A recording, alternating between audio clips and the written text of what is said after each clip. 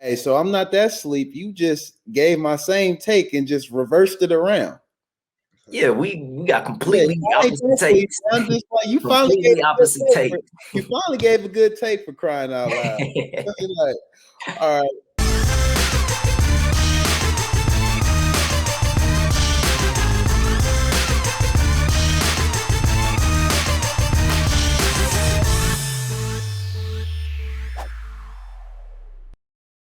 Ladies and gentlemen, welcome to another episode of On Second Thought, where we talk about the NBA playoffs. So, if you like NBA basketball, this is definitely the show for you. I am your host, Tramell Jeffers, and I have my crew with me, some very intelligent NBA minds over here. Go ahead and introduce yourselves. It's your boy Lance Bledsoe. How y'all doing today, everybody?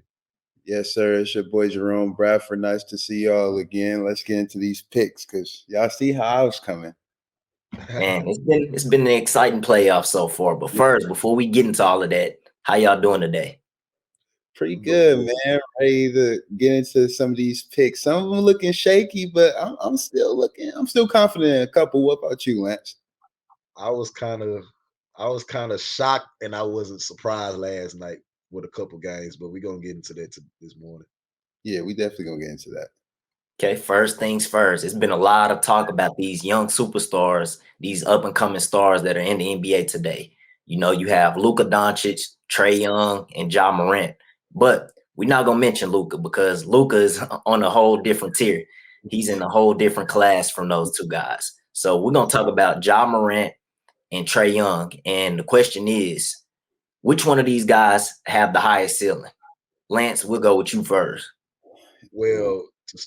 To start off, I feel like Trey Young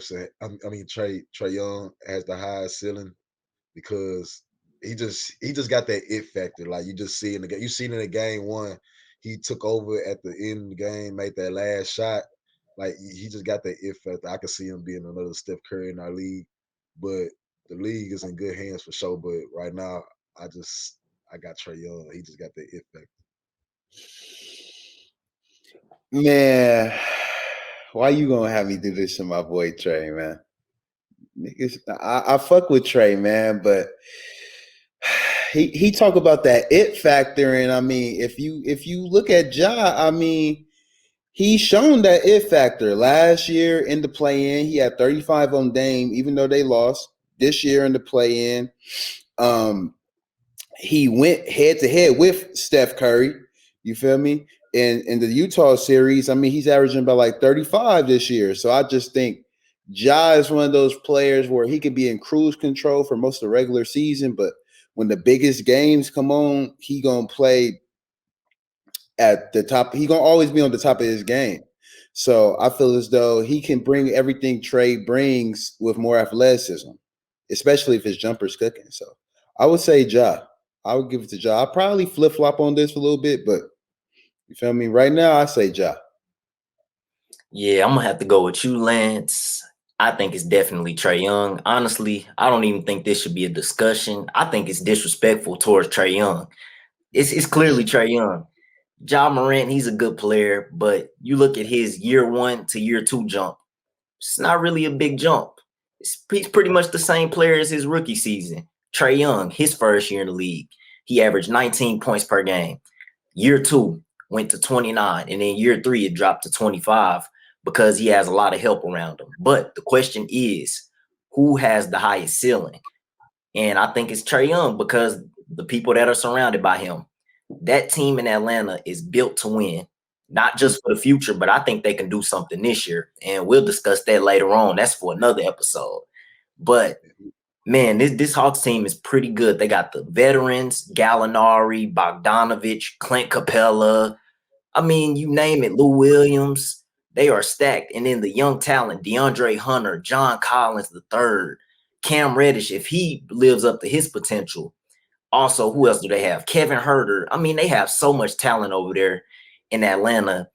And Trae Young is surrounded by guys that will help him win and that will help him put up stats. He's going to score points. He'll get you 25. He's going to get you 10 assists. So, yes, Trae Young has the highest ceiling by far. I don't think it's a discussion. So, Jerome, You're So Josh incorrect on that. surrounded by some trash, huh? Josh surrounded by some trash, huh? He's not surrounded by trash, but one, Jaren Jackson. they're in the Western Conference. Two, Yeah. Jaren Jackson can't stay healthy, and their second best player is probably Valanciunas. Actually, no, Valanciunas is the best player on that team. If we being real, Jonas Valanciunas is the best player on that team. And who knows another superstar want to go play for Trae Young in Atlanta? It's Atlanta. It's Trae Young. I feel like he's going to get another superstar on this team soon. So, yep. Who say Ja can't go somewhere and just go to a big market and just take off? I don't see. He's just more prime time to me than Trae Young. Like right now, I love Trae Young, but to me, I think Ja is just more prime time. Like in the biggest game, he's always going. Trae is most definitely more box office than John Morant. Definitely. He's a better shooter, better facilitator, and it's translating to wins now that he got help. Exactly. At times, I think y'all overrating his shooting a little bit. He can shoot now, but he ain't Steph Curry. Like, he's not Steph Curry. Not yet. He will get there though. They shooting splits right now in the playoffs. They probably kind of even right now. No. I would want to see they shooting splits right now. That's okay. That's off of a 2 game. That's off of 2 games. I know. I'm just talking about in the playoff. We in the postseason now. Fuck all the regular. You right. You right. But I don't think it's close though. I think Trae Young is just right there behind Luka. He's a tier below Luka. I would say it's not close, but it's not a discussion. I'm gonna say that. Fair enough. We can move on. Yeah, we can move on to the next topic. And the next topic is who's dead and who's alive in the playoffs. So I want to know one team that still has a chance to come back, a team that's down and that has a chance to come back and actually win the series, and another team that's just completely dead and that has no shot at coming back and making it a series. Go ahead, Jerome. You go first. Man.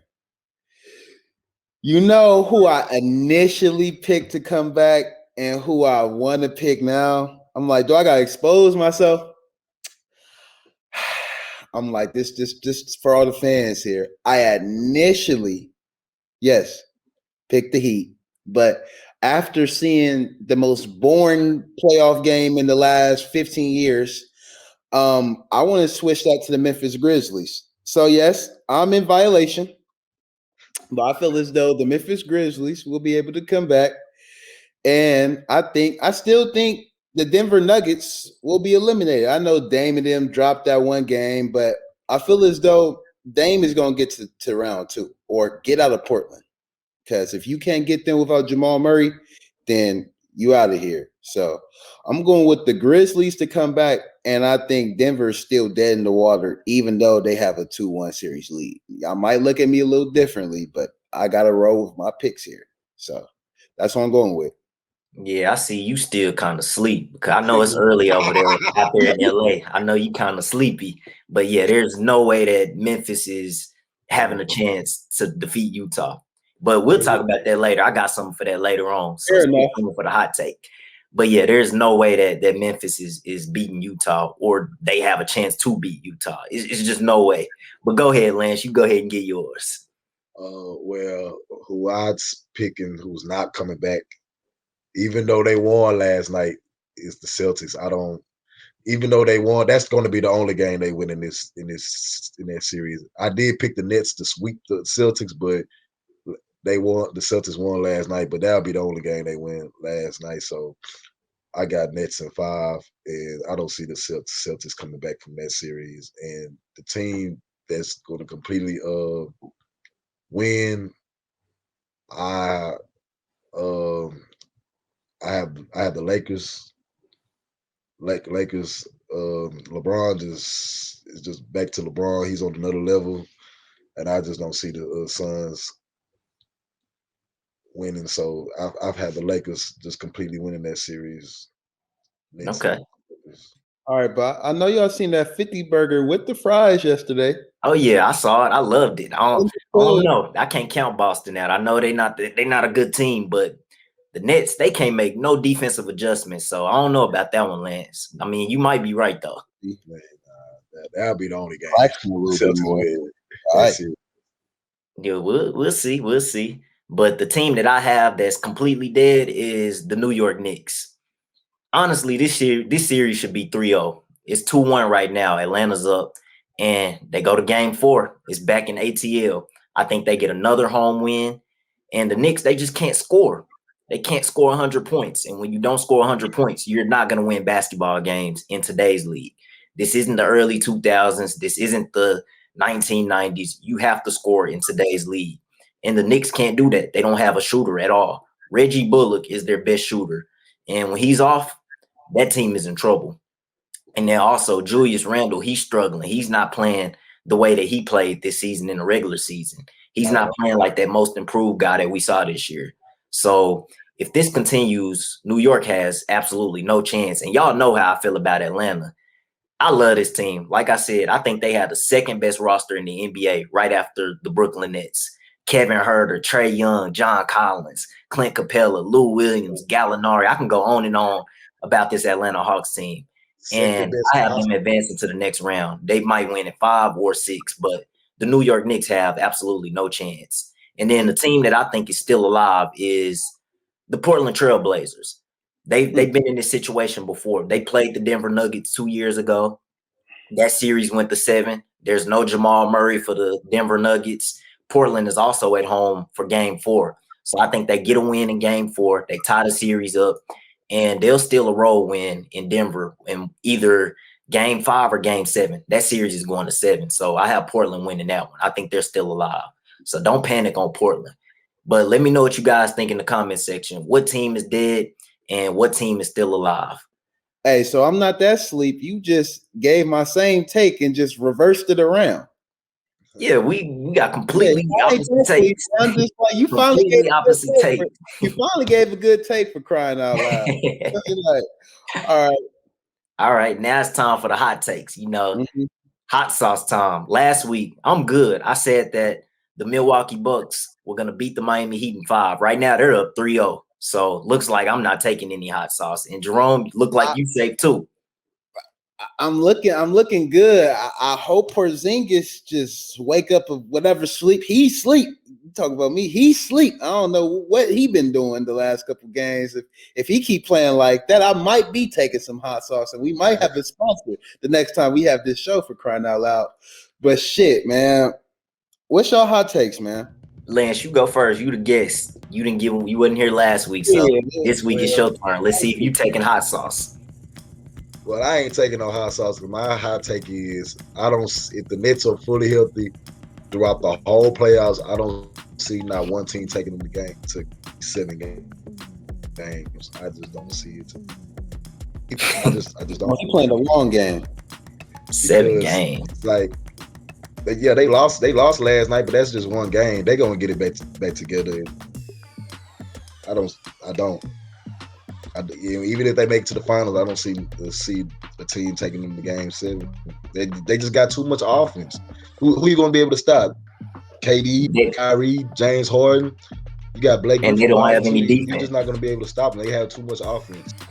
They have no defense. They can't make a defensive adjustment. But hey, you'll be taking hot sauce soon, Lance. You'll be taking hot sauce. Yeah, you'll be back. Cool. I'm like, I hear you. That's cool. I'm not. You ever heard King James? Who team? Look. This is my hot take. I got Luka Doncic going to the Western Conference Finals and losing to LeBron James. Thank you.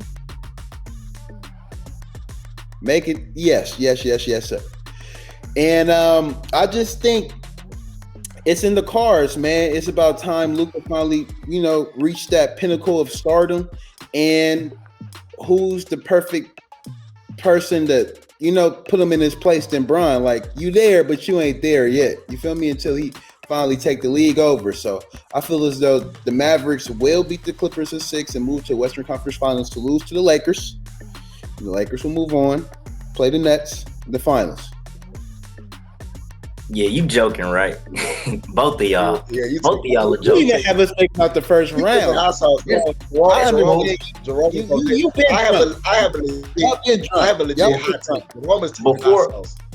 Before I get my hot take, Lance and Jerome, after this show, y'all go to the store, go get the hot sauce, and just have it ready for next week for when y'all take it. So get ready, go to the store, go get your hot sauce when we finish.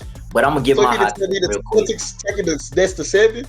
Yeah, we'll talk about that later. Yeah, go get your hot take after this episode.